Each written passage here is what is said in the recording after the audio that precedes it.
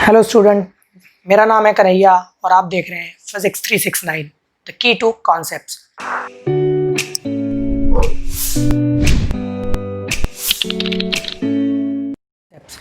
हमने पिछले वीडियो में देखा एक मैथमेटिकल फाउंडेशन इलास्टिसिटी का, वो था स्ट्रेस, और हम इस वीडियो में देखने वाले हैं स्ट्रेन, जो कि दूसरा मैथमेटिकल फाउंडेशन है इलास्टिसिटी को एक्सप्लेन करने के लिए, उसे समझने के लिए।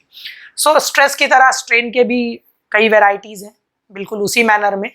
हम लोग एक एक करके वेराइटीज़ के समझेंगे स्ट्रेन की, लेकिन उससे पहले एक जनरल आइडिया समझ लेते हैं। स्ट्रेन का जनरल आइडिया ये है, change in dimension per unit original dimension, जिसको हम डेफिनेशन भी कह सकते हैं। Change in dimension per unit original dimension का क्या मतलब है, उसको एक एग्जांपल से समझते हैं। जो एग्जांपल मैंने स्ट्रेस के समय दिया था कि एक वायर है जिसकी लेंथ है L,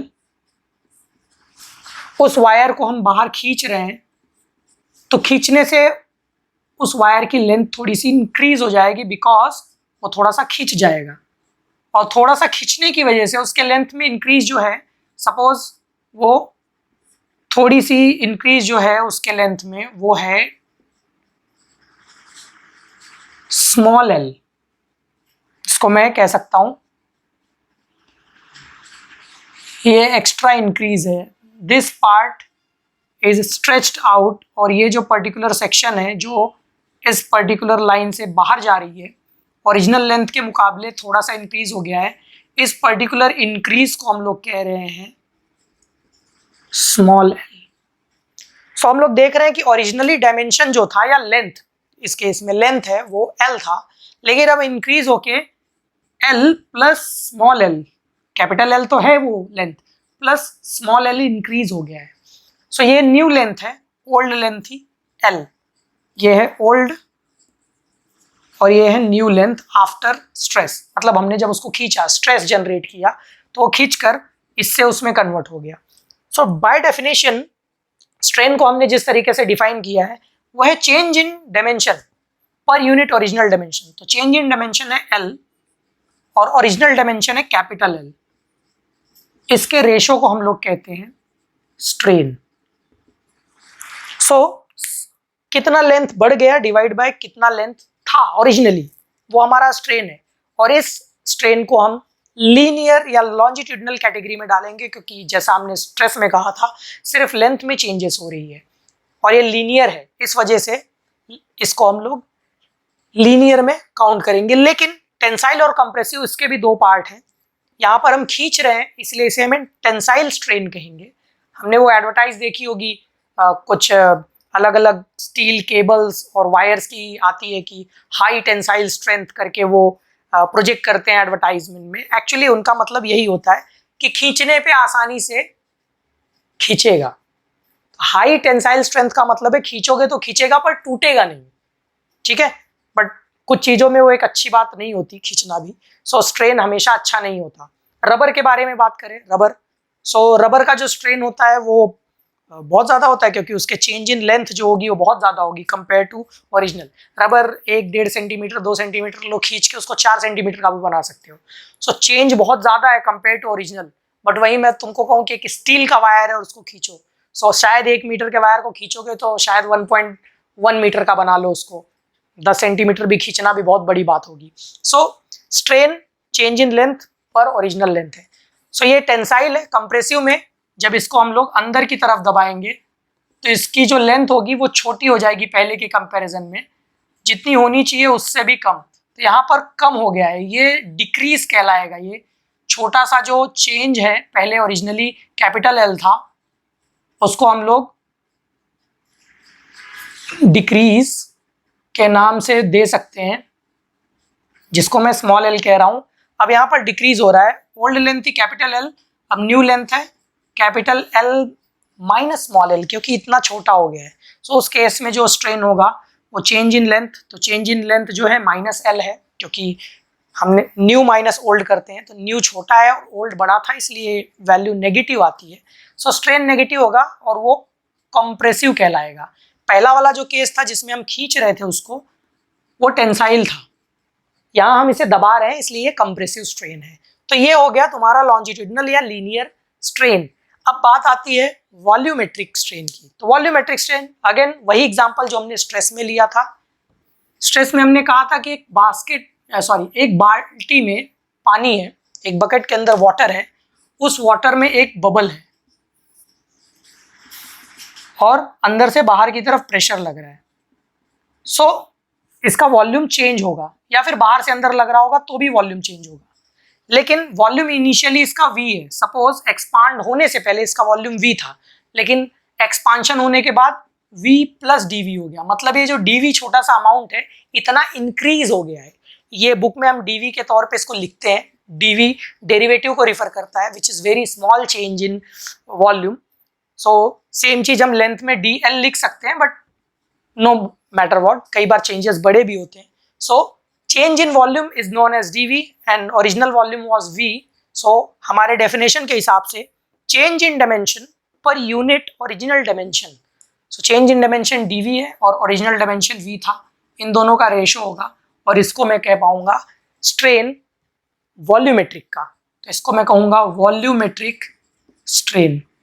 वॉल्यूमेट्रिक स्ट्रेन का मतलब होता है change in volume per unit original volume. इस तरीके से डिफाइन कर सकते हैं।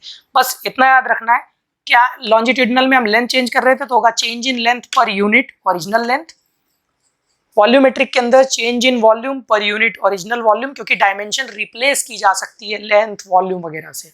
So this is how strain can be identified, longitudinal and volume.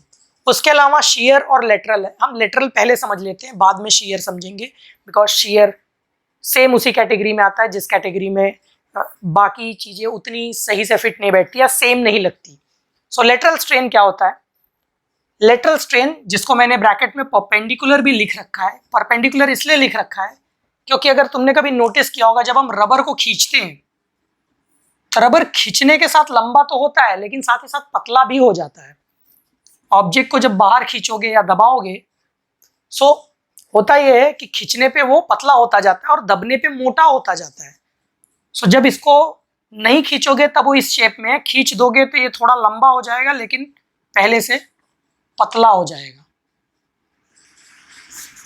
सो खींच तो रहे हैं हम, टेंसाइल दे रहे हैं इसको, लेकिन इसके परपेंडिकुलर देखना है हमें। मतलब जिस डायरेक्शन में हमने फोर्स लगाया है उस डायरेक्शन में ना देखकर हमें उसके परपेंडिकुलर देखना है। और परपेंडिकुलरली हम देख सकते हैं कि पहले इसकी थिकनेस ज़्यादा थी, अब इसकी थिकनेस कम है।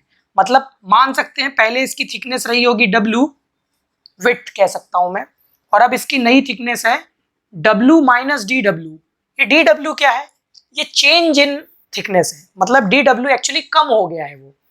सो DW अपॉन W को मैं कह सकता हूं lateral strain. I am so sorry, I can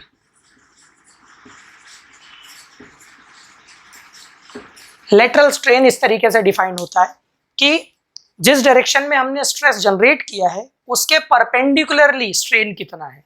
तो सपोज एग्जांपल के लिए हम लोग देख ले कि एक कोई मोटा रबर था जिसका विड्थ या डायमीटर कह सकते हो वो 2 सेंटीमीटर था, उसको खींचने के बाद उसका डायमीटर कम होकर 1.5 सेंटीमीटर रह गया।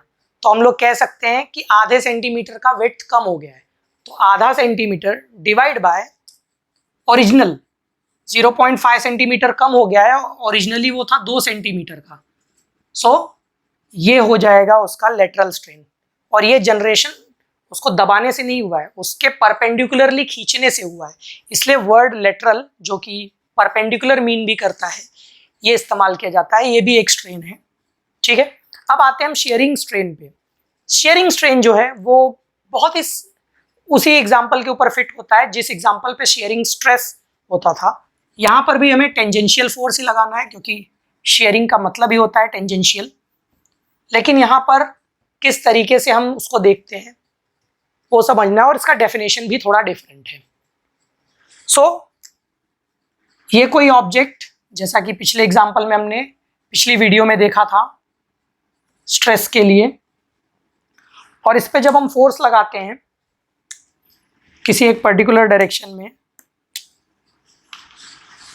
Force cross sectional tangential area के ऊपर, सो इसकी शेप में चेंजेस आते हैं और एक नया शेप जनरेट होता है। इस नए शेप में अगर हम लोग देखेंगे तो एक ये फिक्स पॉइंट है, इस फिक्स पॉइंट से दूर जो पॉइंट है डिस्प्लेस हुआ है इस डायरेक्शन में। ये पॉइंट पहले यहाँ पर था L डिस्टेंस पे, अब ये नई जगह है और उसने डिस्प्लेसमेंट की है स्मॉल x। सो ये जो डिस्प्लेसमेंट है इस पॉइंट का वह है स्मॉल x, और किसी फिक्स पॉइंट जो कि अपनी जगह से नहीं हिल रहा है उससे L डिस्टेंस दूर था वो पॉइंट। सो शियर स्ट्रेस को स्ट्रेन इस तरीके से डिफाइन किया जाता है कि डिस्प्लेसमेंट कितनी हुई है किसी पॉइंट का along with some distance from a fixed point, इसको हम लोग कहते हैं shear strain। इसको एक बार फिर से एक्सप्लेन कर देता हूं बाय डेफिनेशन। किसी फिक्स पॉइंट से किसी डिस्टेंस पर मौजूद पॉइंट परपेंडिकुलरली कितना मूव करता है उसका रेशो। तो कितना मूव किया है ऑब्जेक्ट परपेंडिकुलरली फोर्स की डायरेक्शन में, डिवाइड बाय वो किसी फिक्स पॉइंट से कितना दूर था उसी ऑब्जेक्ट के। तो ऑब्जेक्ट का जो लोअर पार्ट है वो फिक्स है, उससे L डिस्टेंस पर मौजूद कोई एक पॉइंट जो x डिस्टेंस तक मूव किया है उस पॉइंट को हम लोग कहेंगे, उस डिस्प्लेसमेंट को कहेंगे x, और जितना दूर था वो उसको हम कहेंगे L। पर अगर इस डायग्राम को ध्यान से देखें तो x और L जो है ये 90 डिग्री बनाते हैं क्योंकि ऑब्जेक्ट पहले रेक्टेंगुलर था और ये एक ऐसा ट्रायंगल बनता है। अगर इसको मैं थीटा कंसीडर करूं तो इसको मैं tan थीटा लिख सकता हूं फ्रॉम द फैक्ट थीटा के सामने x है और एजेसेंट है L, और हमें पता है tan थीटा होता है अपोजिट अपॉन एजेसेंट क्योंकि ये है हाइपोटेनियस। नाउ tan थीटा पर ये तो रबर वगैरह के केस के लिए तो एंगल काफ़ी होगा भी क्योंकि रबर वगैरह काफ़ी स्क्वीज या शेप चेंज किया जा सकता है। पर अगर यही स्टील का हो कोई बॉक्स या वुडन बॉक्स हो तो उसके अंदर जो चेंजेस होंगे इतने विजिबल नहीं होंगे, बहुत ही माइन्यूट होंगे या बहुत ही माइक्रोस्कोपिक होंगे। तो ये जो एंगल होगा बहुत ही छोटा होगा। And the fact we know that tan theta is equal to theta for theta is tends to 0। अगर थीटा 0 डिग्री के बहुत ही क्लोज है तो tan थीटा थीटा के बराबर होता है। ये हमने लिमिट्स में भी पढ़ा हुआ है। लिमिट्स में हम जानते हैं कि किस तरीके से theta tan theta upon theta 1 के पास अप्रोच करता है अगर थीटा 0 के पास अप्रोच करता है। So same concept, tan theta की वैल्यू थीटा के बराबर हो सकती है अगर एंगल बहुत छोटा हो तो। सो शियर स्ट्रेन को हम लोग थीटा से भी डिनोट कर सकते हैं फॉर वेरी स्मॉल। पर बड़े ऑब्जेक्ट जो बहुत ज़्यादा हिल सकते हैं या बहुत कम रिजिड होंगे, जैसे एग्जांपल के लिए आटा वगैरह, तो उसमें ये tan थीटा ही यूज़ करना पड़ेगा क्योंकि उनका शेप बहुत ज़्यादा चेंज होता है और थीटा tan थीटा कंपेरेबल नहीं रह जाएगा अगर बड़े एंगल्स होंगे तो। So this is a shear strain और ये थीटा से एक्सप्रेस किया जाता है फॉर मोस्टली सॉलिड ऑब्जेक्ट। ज़्यादा सॉलिड ऑब्जेक्ट्स जो होते हैं, रिजिड के आसपास वाले object, not perfectly rigid but still कि हम नॉर्मल लाइफ में उन्हें रिजिड कह सके, ऐसे ऑब्जेक्ट्स के लिए थीटा के बराबर शियर स्ट्रेन होता है। सो इस वीडियो में हमने देख लिया स्ट्रेन का मैथमेटिकल फाउंडेशन जो इलास्टिसिटी में यूज होगा। पिछली वीडियो में हमने स्ट्रेस देखा, इस वीडियो में हमने स्ट्रेन देखा। ये मैथमेटिकल फाउंडेशन इसलिए कह रहा हूँ क्योंकि ये इलास्टिसिटी नहीं समझाते, इनकी मदद से इलास्टिसिटी को समझा जाता है। जिन इलास्टिसिटी समझने के लिए इनका इस्तेमाल किया जाता है और इनके रेशोज का इस्तेमाल किया जाता है। हमने जो टाइप्स हमने पढ़े हैं इनके स्ट्रेस और स्ट्रेन में, इनके टाइप्स के रेशोज पे डिपेंड करता है अलग अलग मॉडुलस, जिन्हें हम मॉडुलस ऑफ रिजिडिटी या मॉडुलस ऑफ इलास्टिसिटी या modulus of compressibility, modulus of different type के नाम हैं। इन सभी अलग अलग मॉडुलस का इस्तेमाल करते हैं इलास्टिसिटी को समझने के लिए, जिसके ऊपर हम लोग अगले वीडियो में बात करेंगे। इस वीडियो में इतना ही। इस वीडियो को शेयर करो, सब्सक्राइब करो, लाइक करो ताकि ज़्यादा से ज़्यादा लोग साइंस की नॉलेज ले पाएँ। और कोई भी डाउट हो तो कमेंट सेक्शन में कमेंट करो। Thank you for watching.